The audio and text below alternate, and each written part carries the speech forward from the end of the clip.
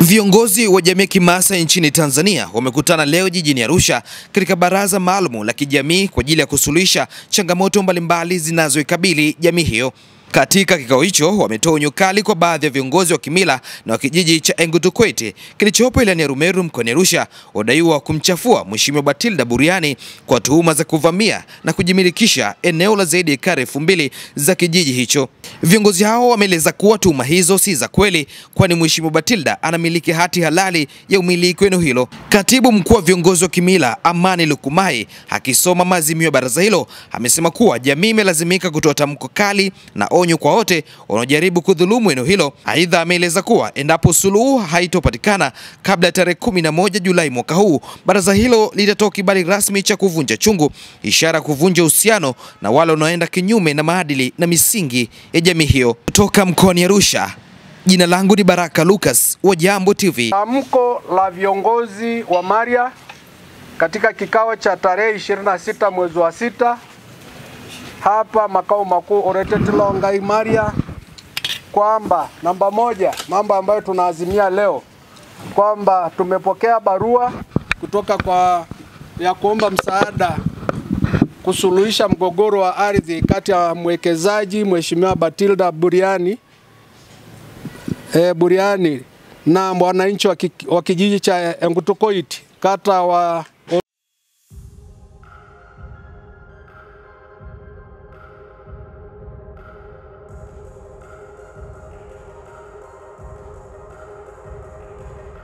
Oldonyo Uas, wilaya ya Rumeru. Tumepokea hiyo barua.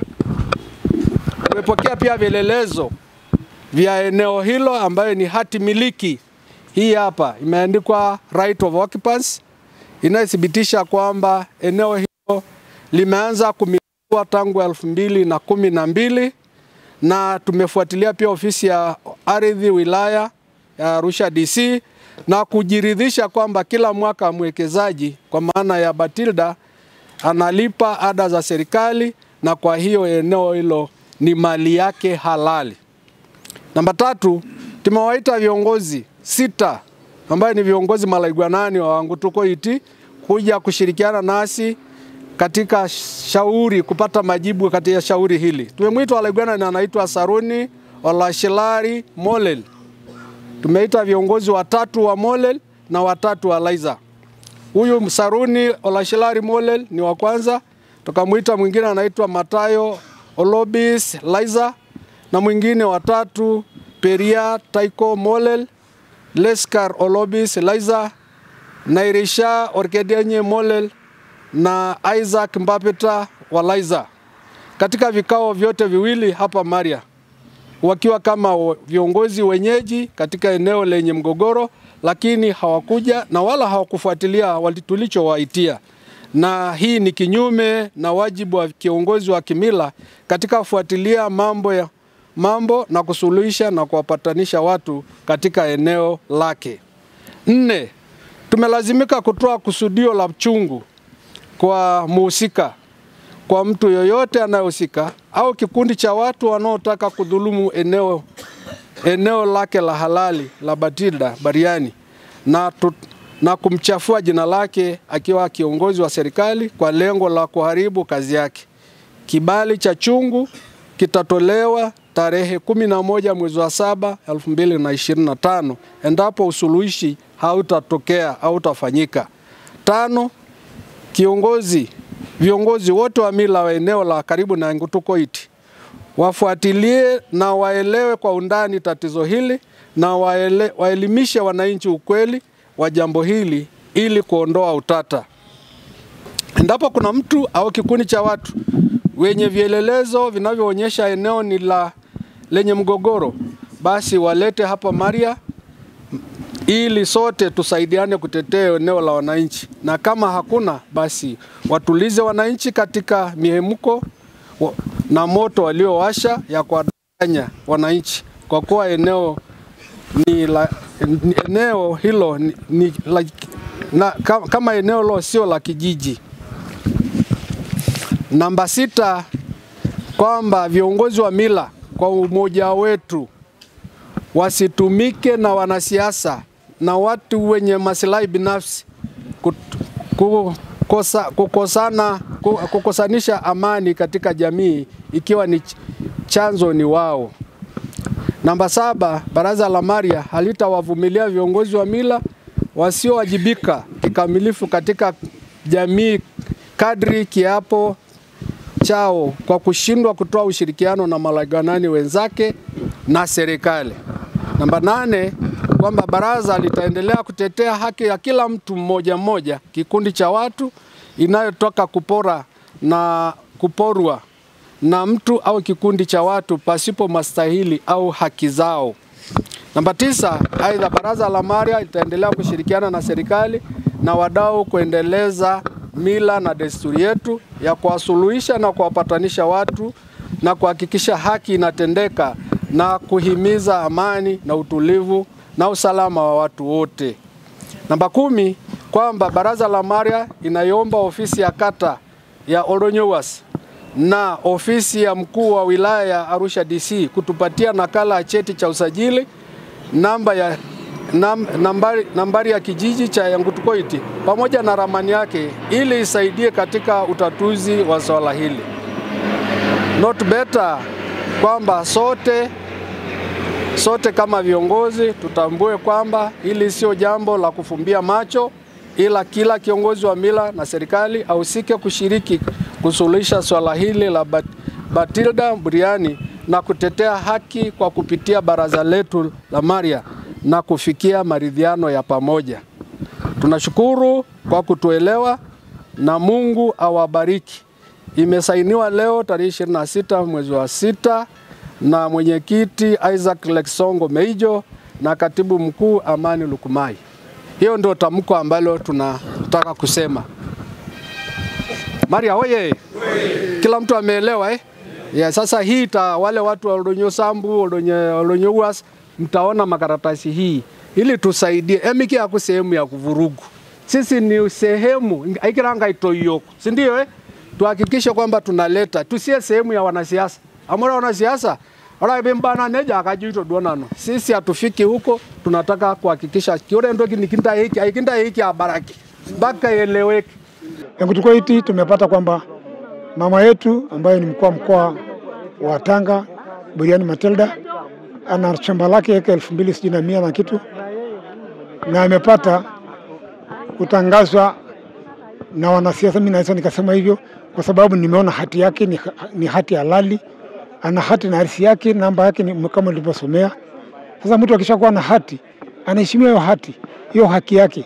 Kwa hiyo watu wanayotaka kumlobi watu, kudanganya, kuona kwamba ni mnyanyasaji yeye, si kweli, ana haki yake. Na hakuna sehemu anayesema kiongozi wote wa mila, kiongozi wote wa imani, kiongozi wa serikali asiwe na mali.